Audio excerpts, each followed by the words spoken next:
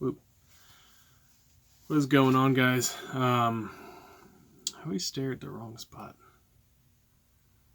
Camera's over there.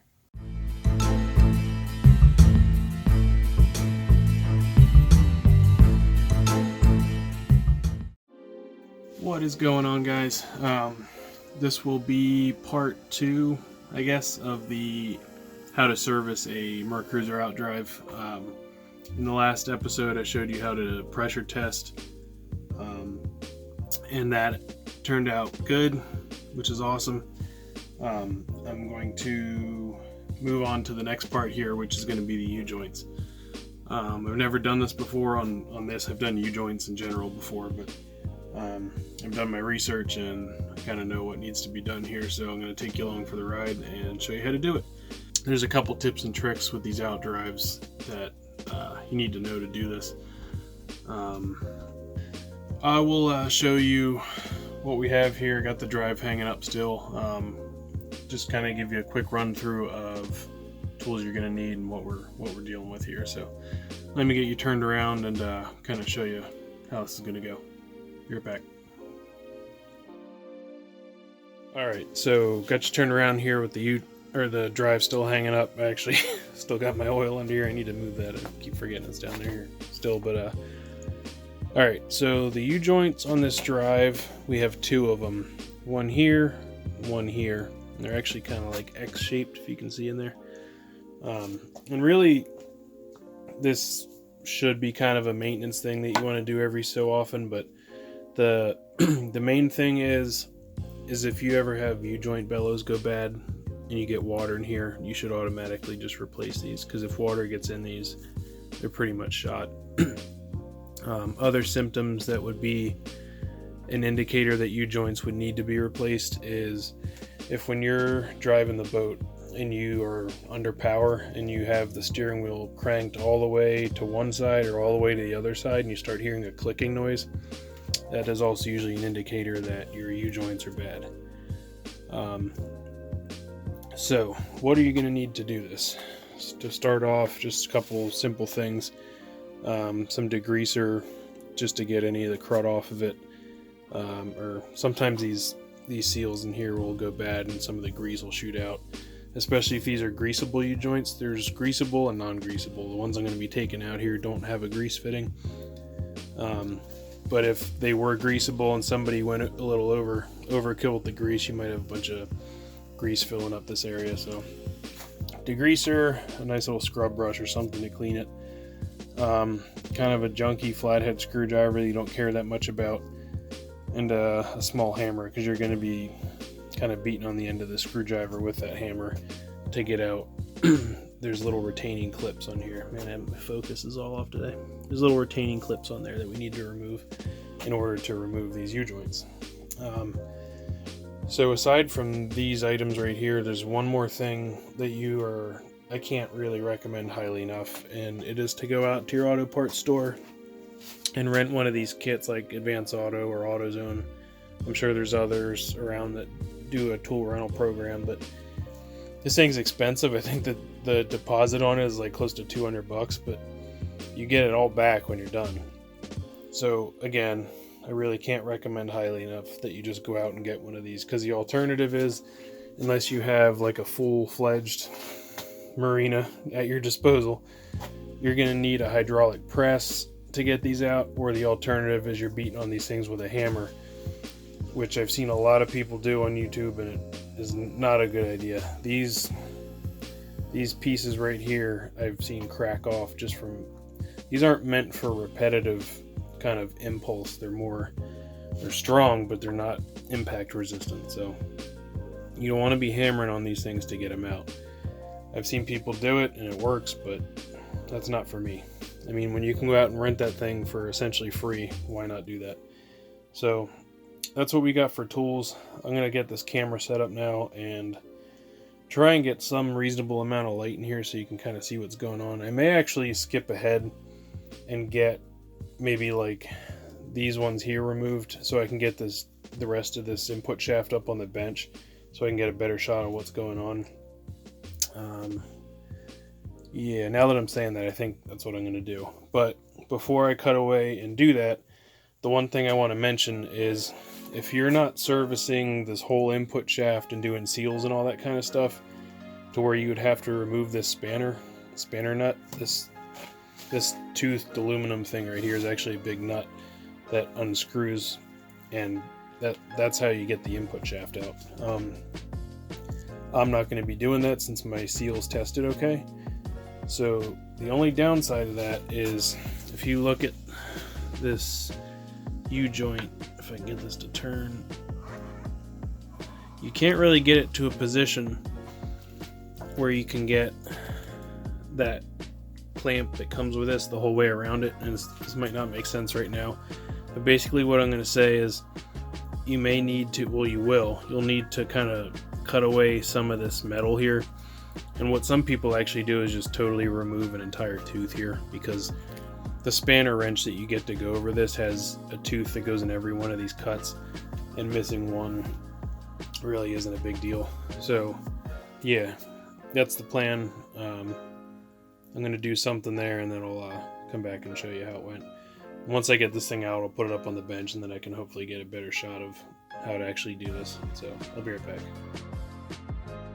Alright peoples, I'm back.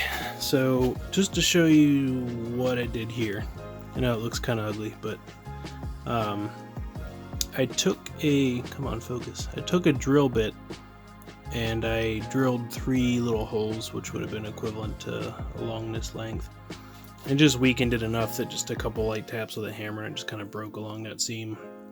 Then I was careful to come back with a vacuum and suck up all the aluminum chips from drilling it out. And then there's also one on the underside that I did also so I could get the clamp around both sides. It worked really well actually. It came out super easy once I remembered to take the C-clips out. So now I have the input shaft with the U-joint yoke assembly in my vise here on the bench, and I have the input shaft wrapped in a rag so I don't scuff it up, and it's not clamped super tight because I'm not going to be twisting on it or anything real hard. I just need to essentially hold it where it is. So you can see this is what's left of that U-joint at the input with the 2 bearing caps removed. Before you can remove these bearing caps, what you need to do is come in here with these flathead screwdrivers, and there's this inside C-clip. Let me see, I think got one down. One of these got mangled up pretty good, but it basically looks like this, and that's what holds that U-joint into the yoke. So what you need to do before you can remove the U-joint is remove those C-clips.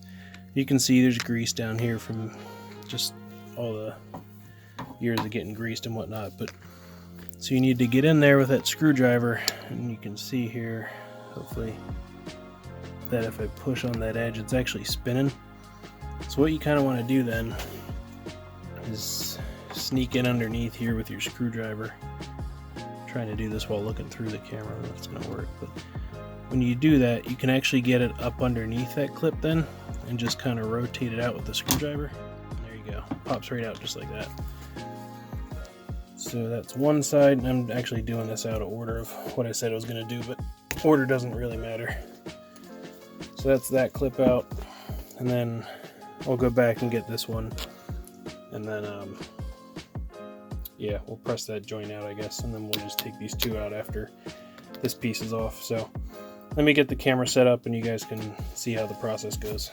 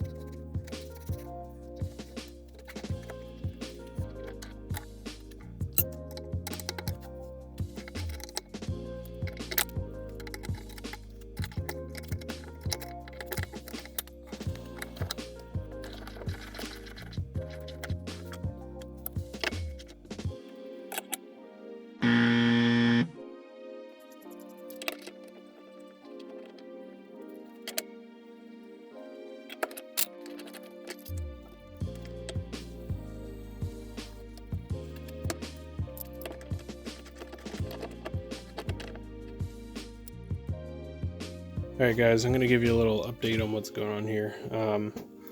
I was able to get the one entire U-joint out down there, but one little trick I learned here was this U-joint press from the rental kit was not working on this middle yoke piece. Let me see if I can show you what goes on here. So on the other pieces it was no problem because of where it was bearing, but on this one you can see that that does not fit. Well, bad example because that U-joint's not there. Let me flip this around. So you want this piece to go over top of the U-joint cup, like centered, so ideally like that. But because of the shape of this piece and the casting, it doesn't really fit down in there that well. It actually kind of wedges in. It's hard to see what's going on here, but it's wedging in, and as you apply more pressure to that, to the clamp with the wrench, it's actually pinching down in here and not allowing this to press out. So it's not really, I guess, key takeaways, it's not working. So what I actually found laying around was this, actually it's a diamond hole saw, so I was hesitant to use it because they're not that cheap, but it actually fits perfectly down into this recess, so it gives me a good bearing the whole way around. It actually doesn't even look like it's damaging it, so it should still be fine when I'm done, but that works like absolutely perfect. So I'm basically just popping this back into the recess here. It actually kind of floats around on top, which is nice, and that has been working really good here. So I'm gonna get this last one out. I started to, and pretty much like I did on every single one of these so far, as I start and then realize I didn't take the circlips out yet. So let me get this last one out and clean these parts up, and then we'll get back to this with, I guess the next thing will be cleaning them up, and then I'll show you how to put the new ones in. Be right back. Alright, so where are we? I got both U-joints out,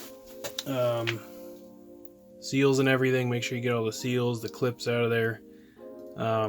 These U-joints looked okay. There was one bearing cup where the needle bearings looked a little rusty in there, so that was kind of a sign that there was some water in it, but overall they looked okay. And these, they might have been totally fine. I think I said this in the other video that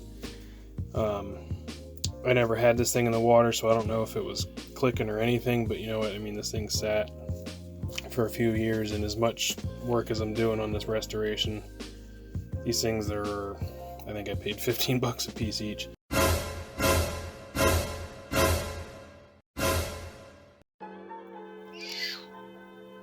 Yo, welcome back, people. If you haven't noticed, it's a different day from the last clip. So that last clip ended on a weird note because that was right about when I figured out that I bought the wrong U-joints. So that Iboats thread that I found the cross-reference from, turns out there's two different types of U-joints that the Alpha 1 Gen 2 drives used, and mine is the other type. And they are unfortunately not, from what I can tell, a standard automotive U-joint. I researched quite a bit online, and the one key thing is I did notice in the parts that were wrong, the actual bearing cap diameters were correct, because I actually was able to put it into the yoke, but I noticed that the gap on the circlips was too far apart, I believe. So I wouldn't be able to put the circlips in, meaning they won't fit.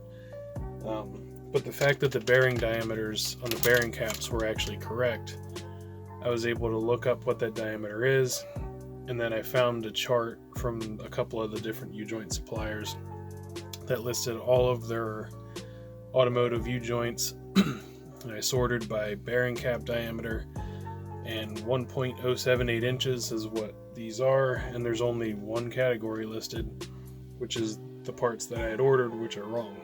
The downside is you basically have to order either Mercruiser or Sierra U-joints. Me being the cheapskate that I am, went with Sierra. They were about 40 bucks a piece on Iboats. I actually happened to order them on Cyber Monday, so I think I got like 10% off or something. So got these in today. So now I'm going to pick up where I left off. Just for your own information, if you're working on a Mercruiser, you're going to be in the same unfortunate boat as me, no pun intended.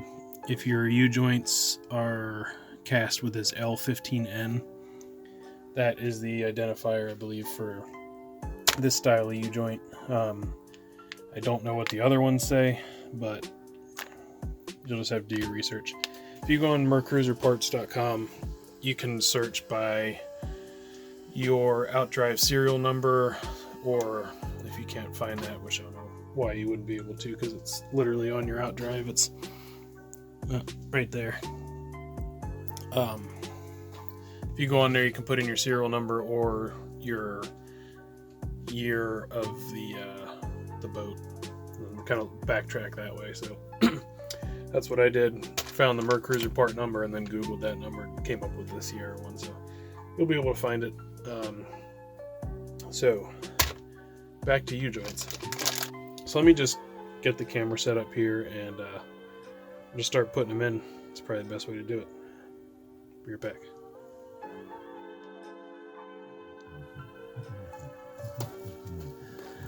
All right, welcome back. Got the new U-joints here, the correct U-joints. Gonna open them up and show you how they go on.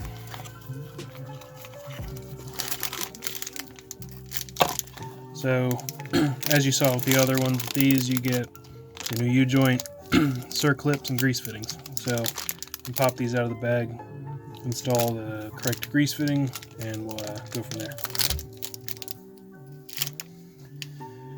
So they give you a 90-degree grease fitting and a straight grease fitting. I am going to go with the straight fitting.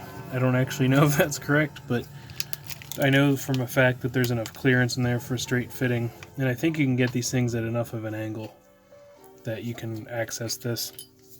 I'm afraid with the 90-degree fitting that it's going to end up pointing, once it's tight, in a direction that's not really conducive to getting at it. So this, I think, will be easier to make sure I can get to it. If that's not true, then I will switch it out. Grease fittings in. So I'm actually going to do this first U-joint over on the drive and kind of work my way from the drive out. So I'm going to get this one started, and then I'll take you over to see kind of the rest of the process. Just to mention, I mean, if you've never done these before, I guess by now you would know how this works because you would have already taken the other ones off, but the way that these work is these bearing cups come off like that, and you have all these needle bearings in here. Now these are greased already, but I like to go back in and spread more grease around here because it helps make sure the needle bearings don't fall out, because I've had cases before where you go like this and some of them will fall. So it's something to think about. That, and make sure when you pop these off you store them in a nice clean spot.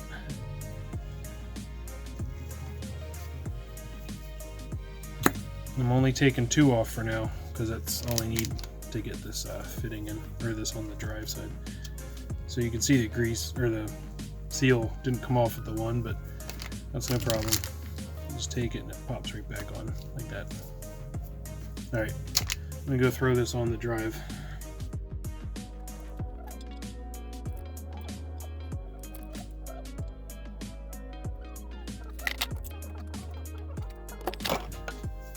I know I said not to do this, but I'm going to use a hammer to lightly tap the bottom cup just to make sure it's started so it doesn't fall just from gravity here.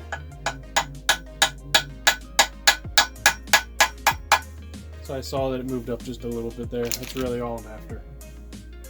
You saw how lightly I was tapping, and these are hardened, so you're not really going to damage them. You just don't really want to rack on it with a hammer because you may end up actually bending or cracking the yoke itself. So now that that one's started, I'm going to use the press, push these in.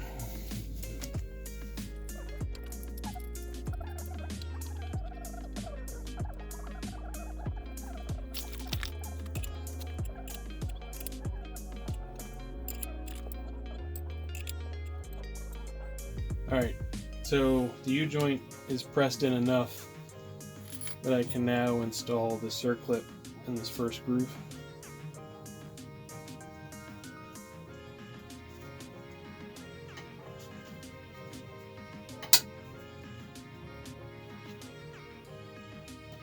Alright, circlip's in, so now I can remove this.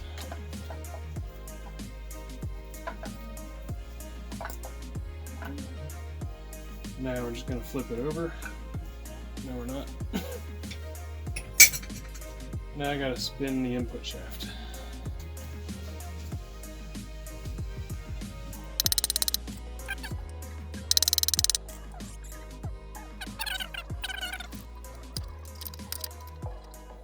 So at this point, just clamping it down the rest of the way till I can get the clip on.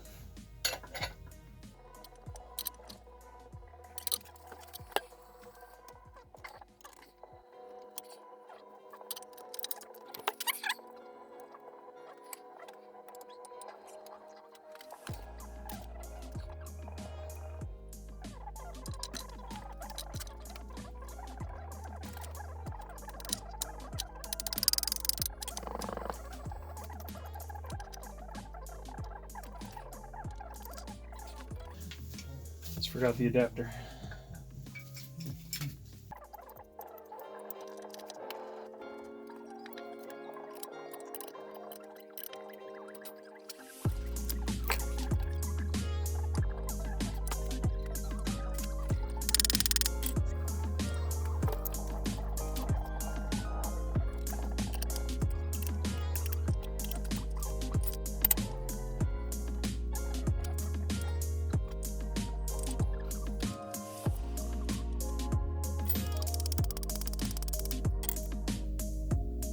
Before I put these in, I'm just looking in each needle bearing and making sure they're all there and there's enough grease to make sure that nothing's going to fall. You may even do that and check it and just make sure.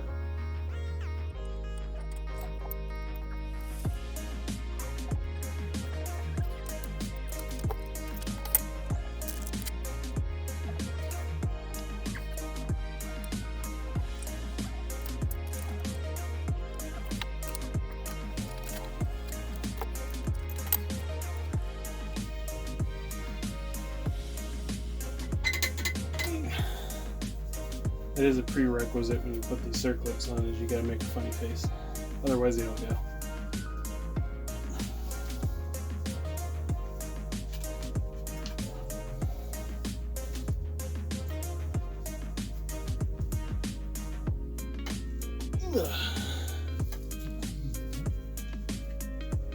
Probably be a good time for safety glasses.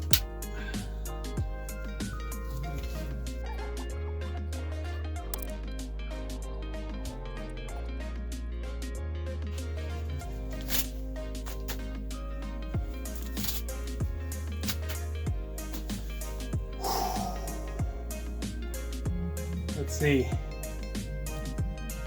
6 U-joints, 3 days later, it's done. So, it may have come across a lot harder than it is. That's what she said. It really isn't that difficult. This last time through, after the struggles to this point, I actually flew through these really quick, probably less than 20 minutes. I actually had to take this last one back out. I noticed the yoke, the distance across the yoke on here was actually, it almost looks like it's slightly pinched in. I don't know if it was that way when I got the boat or if it happened when I was removing the old U-joints, but whatever the case may be,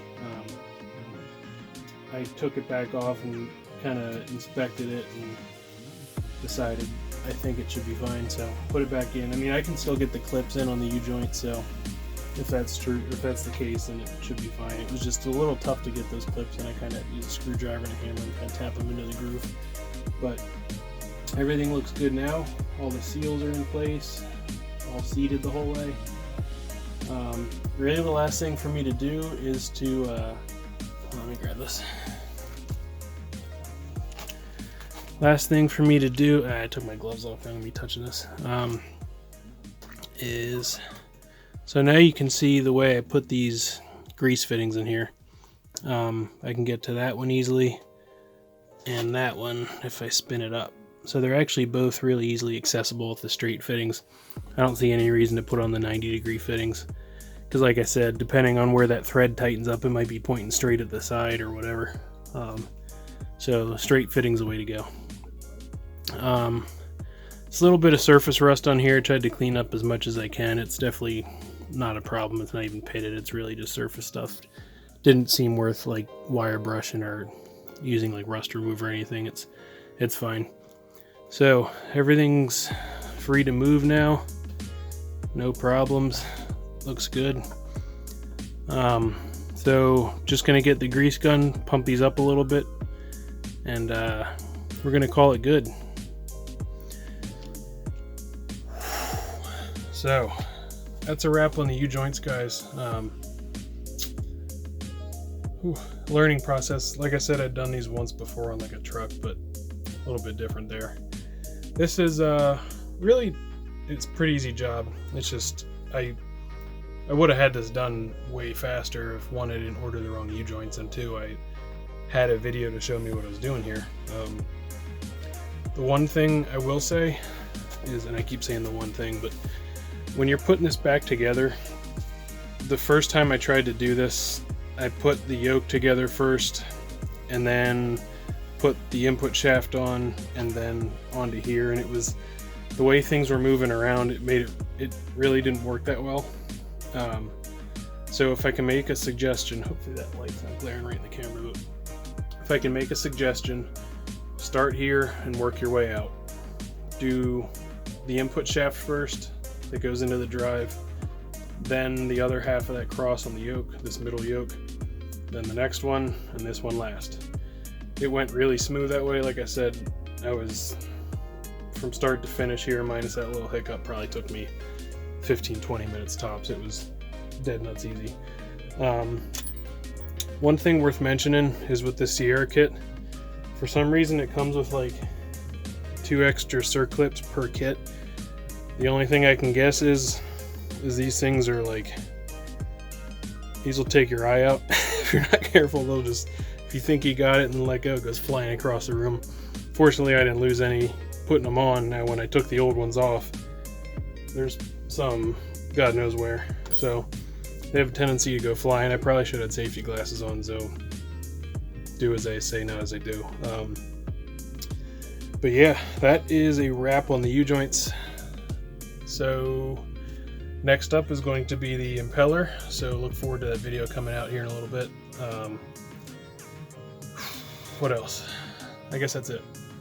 We will see you on the next video. Thanks for watching. Like, subscribe, share this with a friend, all that fun stuff. And don't forget to leave any comments or questions or anything like that down below. And we will see you on the next one. Thanks, guys. See ya.